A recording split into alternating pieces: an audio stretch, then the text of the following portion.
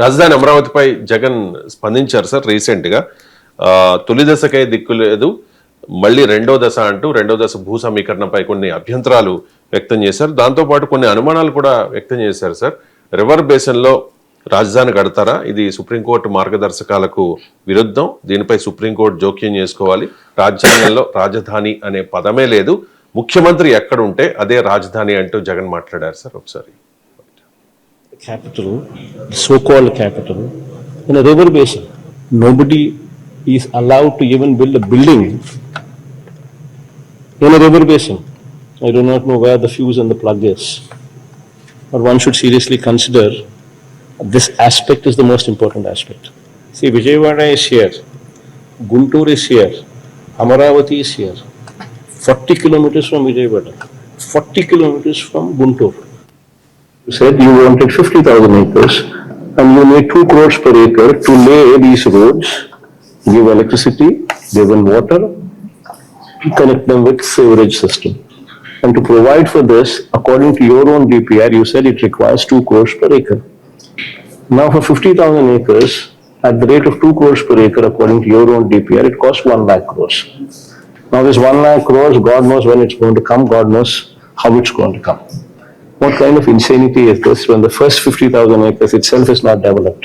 When the farmers are crying about it, that what have you done? Why did you take our land? We are left with nothing now, and there is no development also because of 1 lakh crores that is required to lay the roads, to lay the drainage, to lay the current. Jagan అభ్యంతరాలపై విమర్శలపై మంత్రి నారాయణ కూడా స్పందించారు. ఒకసారి నుంచి 40 కిలోమీటర్లు చెప్పారు. ఇప్పుడు వచ్చేసింది western bypass road 3 కిలోమీటర్లు అవతలకి యువతలకి, విజయవాడ అవతలకి యువతలకి 3 కిలోమీటర్లు. ఇంకొక ఐకానిక్ బ్రిడ్జ్ వస్తుంది. రెగ్యులర్ గా కూర్చునే ప్లేస్ ఏమన్నా రాజధాని, ఎందుకంటే సీఎం గారు ఏ ఊరికి పోతే ఎవరు కూర్చుంటారు, అది రాజధాని అంటే అవుతుంది. కాబట్టి ఒక రాష్ట్రానికి ఒక రాజధాని అనేది డిఫైన్ చేయక తప్పదు. ప్రతి ఒక్క దగ్గర రాజధాని అనేది ఉండాలా, అంటే ప్రజలు ఎక్కడే పోవాలి. ఈ రోజు సీఎం గారు శ్రీకాకుళంలో కూర్చుంటే ఈ రోజు రాజధాని అదే, రేపు వచ్చి ఇంకో దగ్గర కూర్చుంటే రాజధాని అదే. రాజధాని అంటూ ప్రజలకు చెప్పాలి. విజయవాడ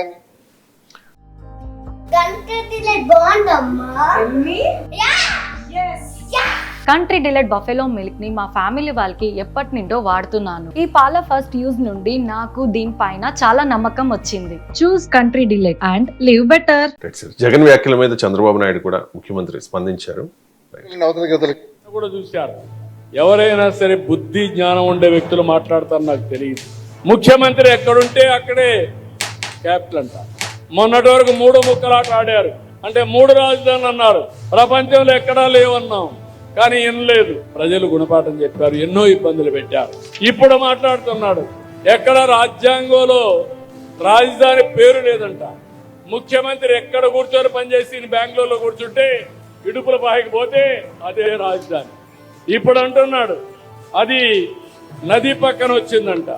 రాజమండ్రి ఎక్కడుంది, విశాఖపట్నం ఎక్కడుంది, లండన్ ఎక్కడుంది, ఢిల్లీ ఎక్కడుంది, చెన్నై ఎక్కడుంది, అంటే బాంబే ఎక్కడుంది? కనీసం ఇలాంటి ఇంగిత జ్ఞానం లేని వాళ్ళు కూడా రాజకీయాలు చేస్తే వీళ్ళు ఏం మాట్లాడాలి? Right sir. ఒకవైపు ఏమో అమరావతి రాజధానికి చట్టబద్ధత కోసం చంద్రబాబు నాయుడు ప్రయత్నాలు చేస్తూ ఉన్నారు. మరోవైపు మాజీ ముఖ్యమంత్రి జగన్మోహన్ రెడ్డి కొన్ని అభ్యంతరాలు, అనుమానాలు వ్యక్తం చేస్తున్న పరిస్థితి. ఏంటి సార్ రాజధానికి మోక్షం ఎప్పుడు? అంటే మొదటిది జగన్ సెల్ఫ్ గోల్. ఇది అంటే అమరావతి పైన Jagan narrative versus Chandrababu narrative పెద్ద పొలిటికల్ డిబేట్ నడిచింది. దీని ఆధారంగానే ప్రజలు తీర్పిచ్చారని అనడం, కానీ ప్రజా తీర్పులో ఇది ముఖ్యమైన భాగం. సో ఈ అమరావతి నరేటివ్ చంద్రబాబు ముందు పెట్టాడు. ప్రపంచ రాజధాని కడతాను, గొప్ప రాజధాని కడతాను అని.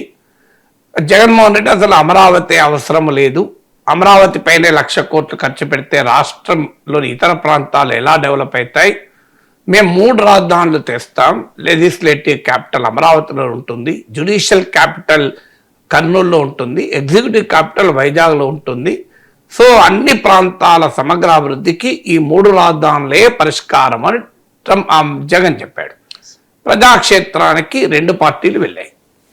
కోర్స్ నేను మళ్ళీ చెప్తున్నాను, అమరావతి అనే అంశం పైన ప్రజలు తీర్పు చెప్పారని నేనేం అనడం లేదు, కానీ అదొక ముఖ్యమైన భాగం. ప్రజా తీర్పు అనేక అంశాలపైన ఆధారపడి ఉంటుంది, ఇదొక ముఖ్యమైన భాగం.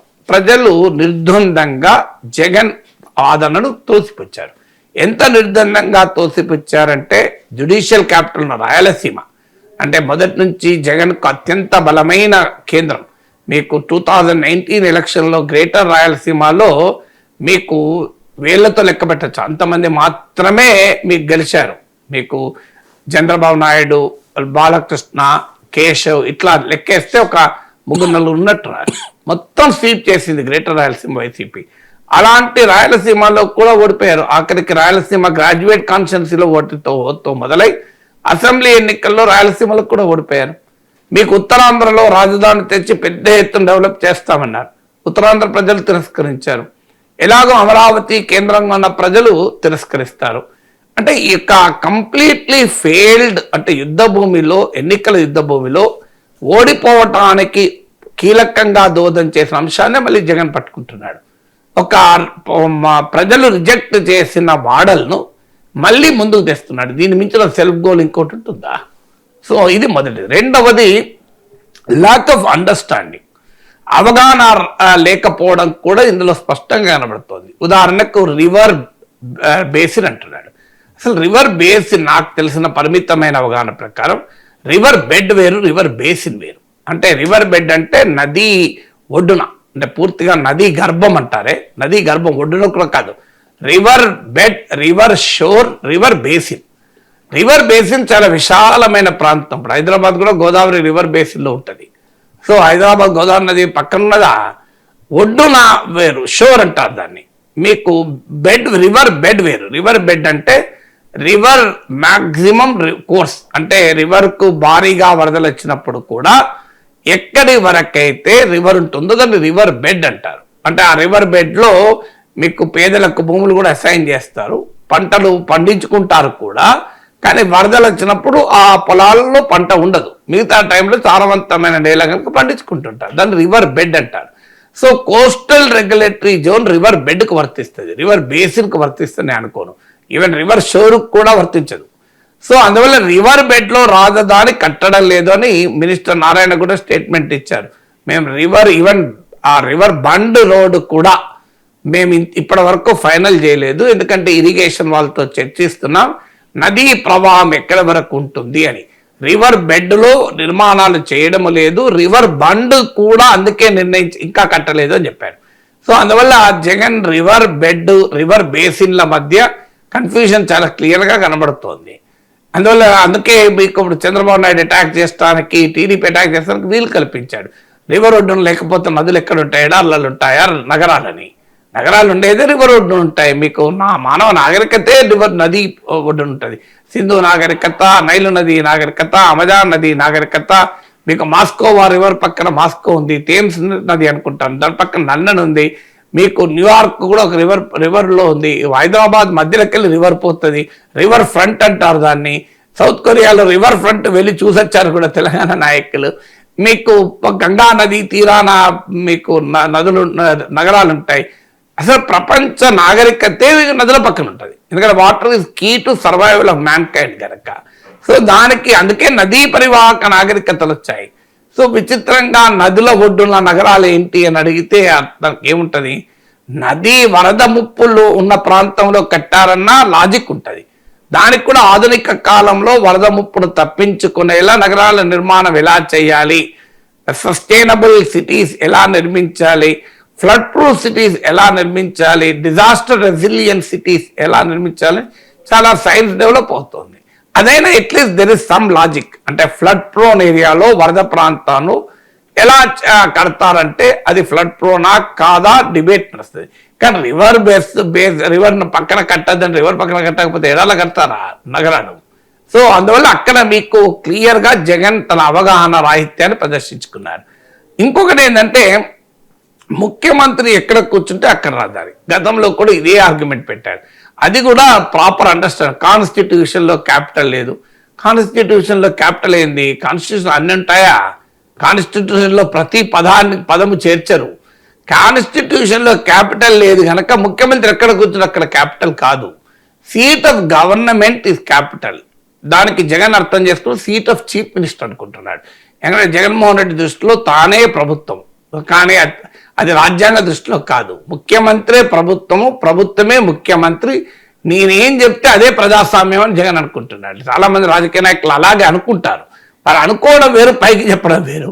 ప్రభుత్వమే ముఖ్యమంత్రి కాదు. డెఫినెట్ గా ముఖ్యమంత్రి ప్రభుత్వానికి నాయకుడు, బట్ ప్రభుత్వమే ముఖ్యమంత్రి కాదు. కానీ జగన్ ప్రభుత్వమే ముఖ్యమంత్రి, ముఖ్యమంత్రి ప్రభుత్వం అనుకొని seat of chief minister is seat of government అంటున్నాడు, సీట్ ఆఫ్ క్యాపిటల్ అంటున్నాడు. Capital is not seat of chief minister, is the seat of government. Seat of chief minister అంటే ఏముండదు, సీట్ ఆఫ్ గవర్నమెంటే seat of chief minister. Chief minister ఎక్కడికి వచ్చాడు, government ఉంటే CM ఉంటాడు, CM ఉంటే గవర్నమెంట్ ఉండదు. First is government. అందువల్ల ప్రభుత్వము ఎక్కడ ఉంటే అక్కడ రాజధాని అంటారు. ప్రభుత్వం కాదు, ముఖ్యమంత్రి ఎక్కడ ఉంటే అక్కడ రాజధాని అంటారు. అలా ఉండదు. ప్రభుత్వం ఉన్న చోట ముఖ్యమంత్రి ఉంటాడు. సో మీకు వంట మనిషి ఎక్కడుంటే అది వంటగది కాదు. వంట గదికి ఏర్పాట్లు ఎక్కడుంటే అక్కడ వంటగది అవుతుంది. అక్కడికి వంట మనిషి వెళ్తాడు. వంట మనిషి నేను ఎక్కడుంటే అదే కిచెన్ అవుతుంది అంటే అర్థం ఉందా? ఇప్పుడు రోడ్డు పైన వంట మనిషి నడుస్తుంటాడు, ఆ రోడ్డు కిచెన్ అవుతుందా? వంట మనిషి లాన్స్లో ఉంటాడు, కూర్చుంటాడు, ముందర రూమ్లో కూర్చుంటాడు, డ్రాయింగ్ రూమ్లో, అది వంట కిచెన్ అవుతుందా? వంట మనిషి నేను ఎక్కడుంటే అక్కడ కిచెన్ అవుతుంది అంటే దానికి ఏం లాజిక్ చెప్తాం? కిచెన్లో వంట మనిషి ఉండాలి, కానీ వంట మనిషి ఎక్కడుంటే అక్కడ కిచెన్ కాదు. సింపుల్ లెక్క కదా. ప్లేయర్ ఎక్కడుంటే అది గ్రౌండ్ కాదు, గ్రౌండ్ ఉన్న చోట ప్లేయర్ ఉంటాడు. ఇది కామన్ సెన్స్ కదా. ప్లేయర్ ఎక్కడుంటే అక్కడ గ్రౌండ్ అవుతుందా? నేను క్రికెట్ ప్లేయర్ సచిన్ టెండూల్కర్ అడవిలో ఉంటాడు, అది క్రికెట్ గ్రౌండ్ అవుతుందా? క్రికెట్ గ్రౌండ్ ఉన్న చోట సచిన్ టెండూల్కర్ ఉండాలి. ఇంకా మీకు డాక్టర్ ఉన్న చోట ఆసుపత్రి అనుకోవచ్చు, ఎందుకంటే డాక్టర్ దగ్గర ఎక్కడున్నా అక్కడ పేషెంట్ చూడొచ్చు. కనీసం ఆసుపత్రి కాకపోయినా at least OP centre, out patient విభాగం అవుతుంది. లాయర్ జడ్జి ఎక్కడ ఉంటే అక్కడ కనీసం న్యాయస్థానం అవుతుంది, ఎందుకంటే విచారణ జరపచ్చు, నిందితులు ప్రవేశపెట్టచ్చు. కానీ నేను ప్లేయర్ నేను ఎక్కడుంటే అదే గ్రౌండ్ అంటే, ప్లేయర్ ఎక్కడుంటే అక్కడే గ్రౌండ్ అని అంటే అర్థం ఉంటుందా? కిచెన్ వంట మనిషి ఎక్కడుంటే అది కిచెన్ అవుతుందా? సింపుల్ కదా. So that is the fundamental difference. మీకు సీఎం ఎక్కడుంటే అక్కడ ప్రభుత్వం క్యాపిటల్ కాదు, క్యాపిటల్ ఉన్న చోట సీఎం ఉంటాడు. క్యాపిటల్ ఏంటి అంటే ప్రభుత్వం ఉన్న చోట క్యాపిటల్ అవుతుంది. అందువల్ల క్లియర్గా జగన్మోహన్ రెడ్డి అవగాహన రాహిత్యం ఇది రెండవది. మూడవది ఏంటి అంటే ప్రత్యర్థులకు ఆయుధాలు ఇవ్వడంలో రాజకీయ నాయకులు సెల్ఫ్ గోల్స్ అంటారు. అందుకే రాజకీయాల్లో హత్యలు ఉండవు, ఆత్మహత్యలు ఉంటాయంటారు కదా. సో ఇప్పటిదాకా తెలుగుదేశము కూటమి నరేటివ్ ఏంటి? జగన్ వస్తే భూతం, వాళ్ళ భాషలో చెప్పాలంటే భూతం, అమరావతి భవిష్యత్తు ఆగిపోతుంది. సో ఈ నరేటివ్కు కాస్త బలం చేకూర్చేలా జగన్ మాట్లాడుతున్నాడు. పోనీ ఇప్పుడు అమరావతి పైన ఇన్ని అబ్జెక్షన్ జగన్ రైజ్ చేస్తున్నాడు కదా. 2019లో ఆంధ్రప్రదేశ్ శాసనసభలో ప్రతిపక్ష నేతగా జగన్ ఈ అభ్యంతరాలు చెప్పాడా? ఏమన్నాడు? 33,000 ఎకరాలు సరిపోవు, ఇంకెక్కువ భూములు కావాలి, అమరావతికి నేను సంపూర్ణంగా మద్దతు ఇస్తున్నాను అన్నడా లేదా? చూపండి మీరు. పోనీ 2024 అసెంబ్లీ ఎన్నికల సమయంలో వైఎస్ఆర్ కాంగ్రెస్ మేనిఫెస్టోలో ఎక్కడన్నా 2019 అప్పుడు ఎక్కడన్నా మేము అమరావతికి వ్యతిరేకము, 3 రాజధానులే మా విధానం అని జగన్ చెప్పాడా? ఇంకా పైగా చంద్రబాబు నాయుడు అప్పుడు క్వశ్చన్ చేసింది ఏంటి?